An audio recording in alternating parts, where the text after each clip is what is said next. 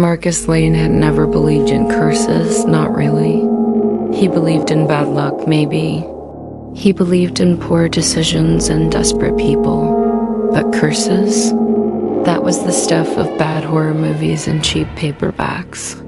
Then he took the job at the Dunbridge Archives. It started innocently enough. He needed money. A lot of it. His last book had flopped. The agent stopped answering his emails, and rent in Boston was a monster of its own. The listing read, night shift archival, assistant needed, nitrogen monoxide experience necessary, flexible schedule, $45, HR, must be comfortable working alone, nitrogen monoxide phones. He applied that night. No interview, no background check, just an email. You're hired. Start tomorrow. 7 p.m. sharp. The building was ancient, stone-faced, and overgrown with ivy, 5 stories tall, though only 4 were accessible. Or so they said. From the beginning, the atmosphere was wrong. Not just quiet, but aggressively silent. No hum of lights. No buzz of electronics. Just the ticking of a single wall clock that never seemed to move. Each night, Marcus sat alone under flickering bulbs, cataloging ancient, sometimes disturbing books, animal hides as covers, ink that smelled metallic, occasionally pages that pulsed under his fingers. By week 2, things shifted. Books began disappearing, not stolen, simply vanishing from shelves. But only one book at a time, always on a Friday. Always from the occult section. One night, while shelving in a dark corner of the 2nd floor, he felt a breeze.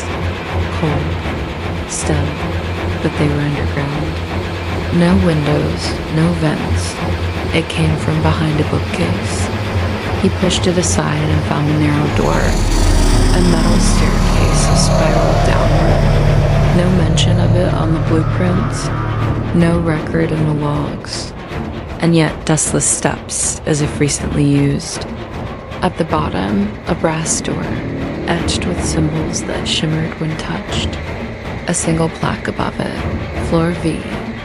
Authorized personnel, only he opened it. Inside, a circular room. No windows. Dozens of shelves tower into a vaulted ceiling. A single table in the center. On it, a book. Open. Waiting.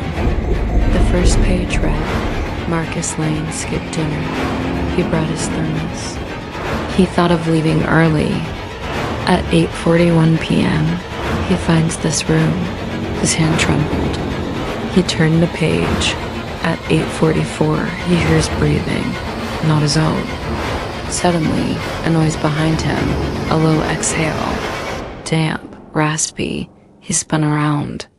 Nothing. He backed out slowly, up the stairs, slammed the bookcase shut behind him. He didn't sleep that day. He returned the next night, couldn't help himself. Each page of the 5th floor book detailed his every move. Even thoughts he hadn't spoken aloud. He tested it. Hummed a random tune.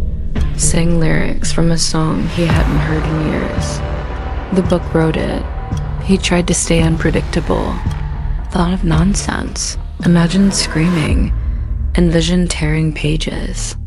The book documented it all. Even the scream he hadn't released. Until it wrote, he hears the scream now. And he did. High, female, not far. It came from within the walls.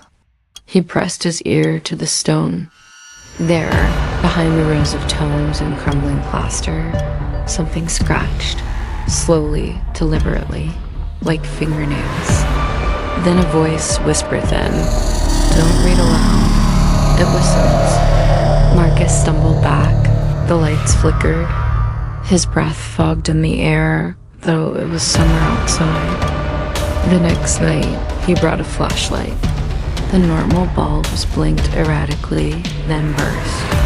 In that half-darkness, he saw it.